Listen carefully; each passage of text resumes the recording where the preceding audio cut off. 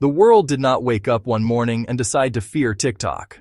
Fear crept in slowly, disguised as convenience, entertainment, and harmless distraction.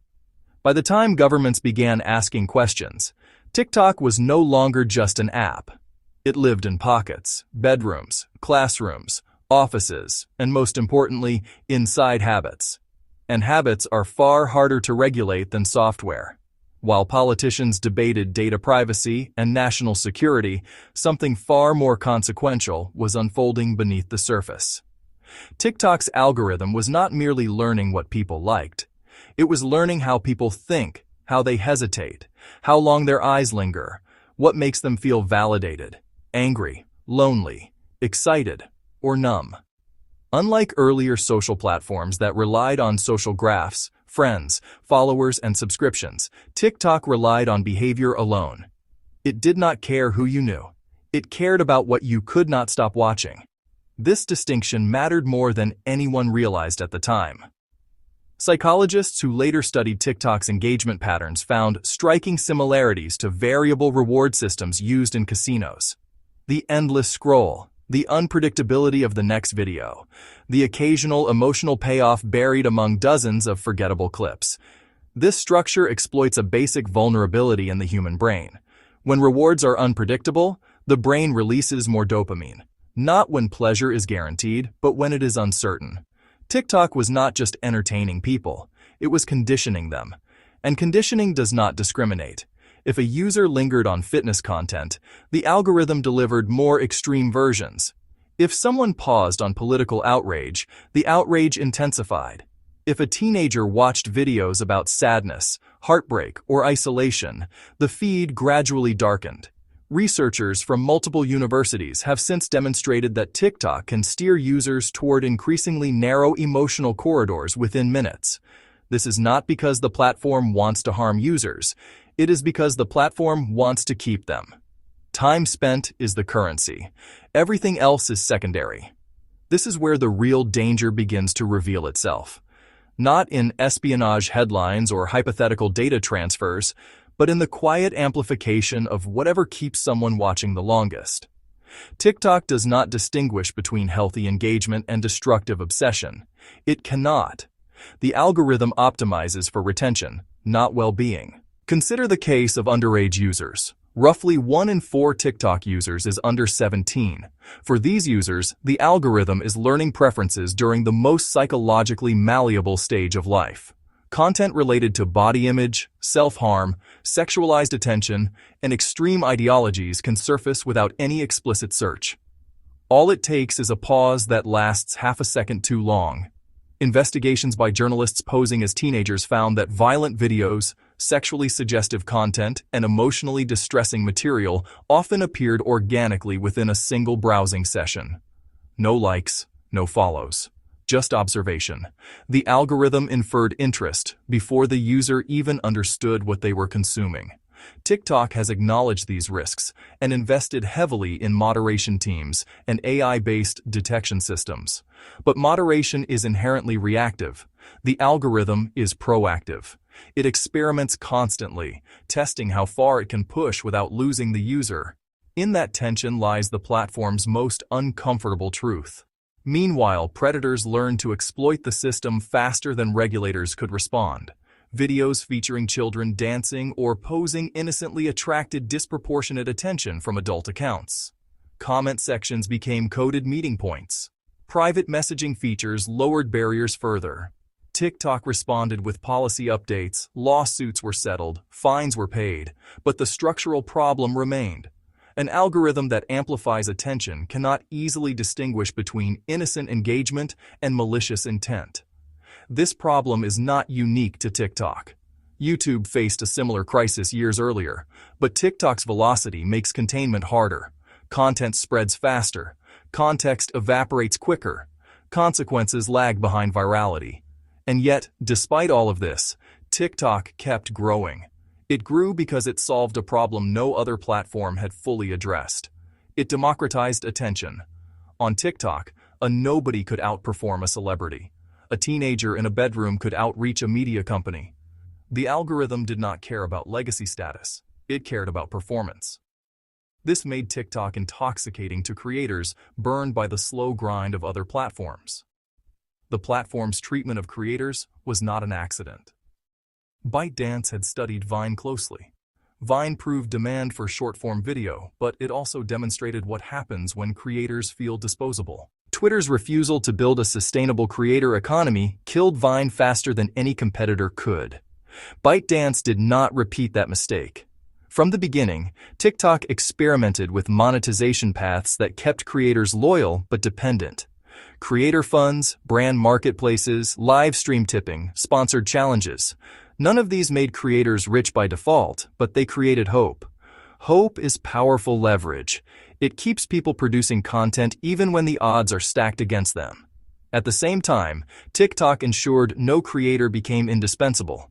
Fame was abundant but fragile.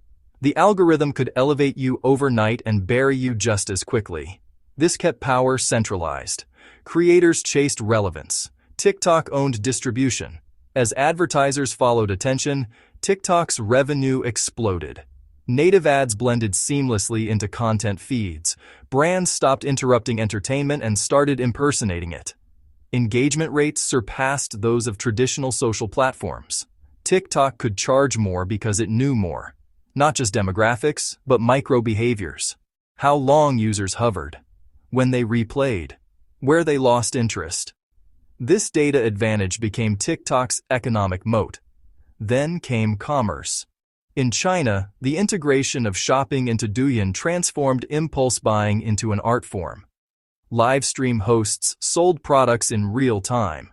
Viewers purchased without leaving the app. Payments, logistics, recommendations, all collapsed into a single loop. The psychological distance between desire and purchase shrank to seconds. When Douyin recorded tens of millions of dollars in sales in a single day, it sent a message. TikTok was not just competing with social platforms, it was positioning itself against Amazon. This is why governments began to worry. An app that controls attention controls influence. Influence shapes opinions. Opinions shape elections, markets, and culture. Whether TikTok actively manipulates content for political purposes is almost beside the point. The mere capability triggers alarm, especially when the parent company operates under a legal system where the state can compel cooperation. ByteDance insists TikTok operates independently, that data is stored outside China, that safeguards exist. Critics argue these assurances are insufficient given China's national intelligence laws. Both sides present arguments. Evidence remains contested, but perception often matters more than proof. This placed Jiang Yiming in an impossible position. To American politicians, he was a potential proxy for Beijing. To Chinese authorities, he was a liability courting foreign pressure. To global users, he was invisible, while his product shaped their daily lives. Few founders have been trapped between superpowers with so little room to maneuver. The attempted forced sale of TikTok's U.S. operations exposed the fragility of global tech in an era of rising nationalism. Deals with Microsoft collapsed. Oracle negotiations unraveled amid political theatrics. Lawsuits stalled bans, but did not erase uncertainty. Even after administrations changed, scrutiny intensified. TikTok survived. But the lesson was clear. Scale attracts attention. Attention attracts power. Power invites resistance. While politicians argued, ByteDance quietly expanded. Gaming, education, enterprise software, cloud services, financial tools, messaging platforms, artificial intelligence products sold to other businesses. TikTok was no longer the destination. It was the funnel. This strategy mirrors the rise of previous tech empires. Use a consumer product to capture attention. Monetize gradually. Expand horizontally. Lock users into an ecosystem before they realize alternatives exist. What makes ByteDance different is speed. Most companies take decades to build such reach. ByteDance did it in less than one. And the story of Lil Nas X illustrates why this matters. A single TikTok video turned an unknown artist into a global phenomenon. Music labels noticed. They adapted. Songs became shorter. Hooks came earlier. Lyrics were written for loops, not albums. TikTok did not just distribute music, it reshaped how music was made. The same pattern appears everywhere TikTok touches. Fashion trends accelerate, language mutates, political discourse fragments, attention spans compress, culture speeds up. Some celebrate this democratization, others fear its consequences. Both are right. TikTok empowers individuals while centralizing control. It amplifies voices while flattening nuance. It entertains while exhausting. It connects while isolating. This is the paradox at the heart of ByteDance's empire. Zhang Yiming once dreamed of building a company as borderless as Google. In many ways, he succeeded. But borderless companies exist in a world that is rapidly reasserting borders. Data sovereignty, cultural sovereignty, economic sovereignty. The future of TikTok will not be decided by one ban or one election. It will be decided by whether societies can reconcile their appetite for frictionless entertainment with the costs of surrendering attention to opaque systems. TikTok is not just an app. It is a mirror. It reflects desires back at users, magnified and accelerated. The question is not whether ByteDance is powerful. It clearly is. The real question is whether anyone, including ByteDance itself, truly understands the long-term consequences of that power. Because once an algorithm learns humanity better than humanity understands itself, turning it off is no longer a simple decision. And that is why this story is not over. TikTok did not slow down, it evolved. ByteDance's empire, built on data and attention, was no longer just about capturing eyeballs. It was about owning the full attention economy, and that meant monetization, influence, and expansion into every corner of digital life. Advertising became smarter, subtler, almost invisible. Brands no longer interrupted content, they became part of it. A single swipe could expose users to a new product, a trend, a challenge, or a song. The line between organic engagement and paid promotion blurred. On TikTok, content itself became currency. But TikTok didn't stop at advertising. They launched the Creator Marketplace, an AI-powered matchmaking system connecting brands with influencers. Suddenly, anyone with a camera and an idea could monetize influence. A viral dance or clever joke could turn into real revenue in hours, sometimes minutes. ByteDance had cracked what others, Vine, Instagram, YouTube, struggled with for years: how to make creators dependent, loyal, and ambitious, all at once. The music industry was next. TikTok didn't just host songs, it shaped them. Artists wrote with TikTok in mind, crafting hooks that could go viral in 15-second loops. Labels tracked the algorithm, releasing singles based on predicted virality. Old Town Road wasn't luck. It was a proof of concept for a new music economy, built on behavior, not radio play. TikTok didn't just reflect trends, it manufactured them. Every swipe, every loop, every share fed the system, creating cultural phenomena with mathematical precision. Commerce followed the same logic. In China, Douyin integrated shopping directly into the feed. Users could watch, click, and purchase without leaving the app. By studying every swipe, pause, and replay, ByteDance could predict desires before users fully recognized them themselves. TikTok was no longer just social media. It was a marketplace, an entertainment engine, a cultural amplifier, and a consumer incubator rolled into one. The speed was staggering. The company had scaled faster than most could comprehend. Over 110,000 employees, hundreds of cities worldwide, expansion into gaming, fintech, cloud, messaging, and education. ByteDance was diversifying horizontally, ensuring TikTok users stayed within their ecosystem for years, not minutes. Each acquisition, each new app, was a calculated move in a larger strategy to corner the digital experience. And yet, global scrutiny intensified. Governments worried about surveillance, academics worried about mental health, parents worried about children. TikTok was simultaneously a miracle of technology and a mirror to society's darkest vulnerabilities. The algorithm did not discriminate, did not pause for ethics, did not account for morality. It optimized engagement. Full stop. Creators thrived, sometimes too quickly.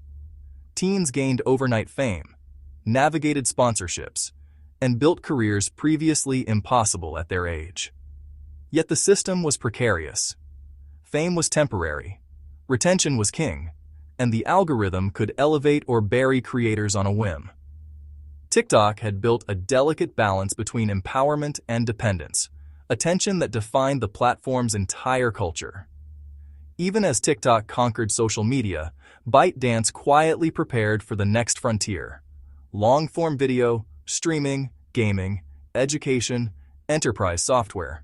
Each product was an experiment, each acquisition a stepping stone toward a digital ecosystem more comprehensive than Google, more integrated than Facebook, more omnipresent than Amazon. TikTok was the spearhead, everything else was the infrastructure. And then came the ultimate lesson: scale invites scrutiny. International politics, regulation, cultural friction, none of it could stop the momentum, but it shaped it. TikTok's trajectory was no longer only determined by ByteDance's vision. Global resistance, political theater, and ethical dilemmas became part of the algorithm's dataset, silently influencing product decisions and expansion strategies. The algorithm itself became a story unto its own. Every interaction mattered. Every pause, every swipe, every repeat feed the engine. If a user lingered on a video, the system learned what captured their attention. Over time, the app could predict preferences, sometimes before users even consciously knew them. This wasn't magic. It was a combination of AI, big data, and behavioral psychology fine-tuned at a global scale. TikTok didn't just react to trends, it anticipated them. Yet with great power came great responsibility, or at least the illusion of it. Mental health researchers noted alarming patterns. Teenagers spent hours trapped in feedback loops of content tailored to their emotions, whether happy or sad. Vulnerable users could spiral into depressive feeds, exposure to risky behaviors, or dangerous challenges. ByteDance's engineers were acutely aware of these issues, but the platform's primary objective, maximizing engagement, always won. Meanwhile, geopolitical storms brewed. The US government, among others, feared the app could act as a surveillance tool for China. Trump's administration demanded sales, acquisitions, or bans. ByteDance danced through this minefield, negotiating with Microsoft, Oracle, and other entities, while maintaining control over the core platform. TikTok was caught between the desires of users, creators, governments, and investors, a pawn and a king piece in a global digital chessboard. At the same time, cultural influence spread like wildfire. TikTok shaped fashion, music, politics, and language. Viral trends could emerge in hours, influencing millions worldwide. Small creators became global stars overnight, and memes could topple narratives or inspire movements. ByteDance had not just created an app, they had created a cultural accelerant, a tool that amplified society's collective impulses at scale. Yet for all the chaos, TikTok remained remarkably profitable. Ads, brand partnerships, in-app shopping, creator marketplace commissions, the platform had built multiple revenue engines. And with each innovation, ByteDance was preparing the next stage, an interconnected digital ecosystem where entertainment, commerce, education, and communication could coexist under one algorithmic roof. TikTok's global footprint wasn't just growing, it was infiltrating the way humans interacted with content, with each other, and with the world itself. TikTok is more than an app. It is a lesson in power, attention, and ambition in the digital age. ByteDance has proven that understanding behavior, even in ways we may not fully grasp, can reshape economies, culture, and society in years, not decades. Its influence touches music, commerce, gaming, education, and even politics, setting the stage for what may be the most pervasive algorithm-driven empire the world has ever seen. And as we watch, one thing is certain: the age of the algorithm has only just begun. TikTok's story is not finished. It is a living, evolving experiment in the manipulation of attention, the creation of influence, and the shaping of modern culture. From a small apartment in China to a global empire, Zhang Yiming built ByteDance with one vision: to create a borderless company that could dominate digital attention worldwide. What began as a modest news app evolved into TikTok, a short video platform that would reshape social media, music, commerce, and culture at an unprecedented pace. Through cutting-edge AI and algorithmic precision, ByteDance learned users better than they knew themselves, predicting preferences, keeping attention, and making content addictive. TikTok's algorithm wasn't just a recommendation system, it was a behavioral engine, optimized for engagement, virality, and growth. ByteDance's strategy was multi-layered: low barriers for creators, viral challenges, influencer incentives, and strategic acquisitions. They didn't just launch an app, they engineered a cultural accelerant, capable of producing viral music hits, fashion trends, and social movements. TikTok didn't just capture eyeballs, it created new stars, monetized attention, and redefined creator economies globally.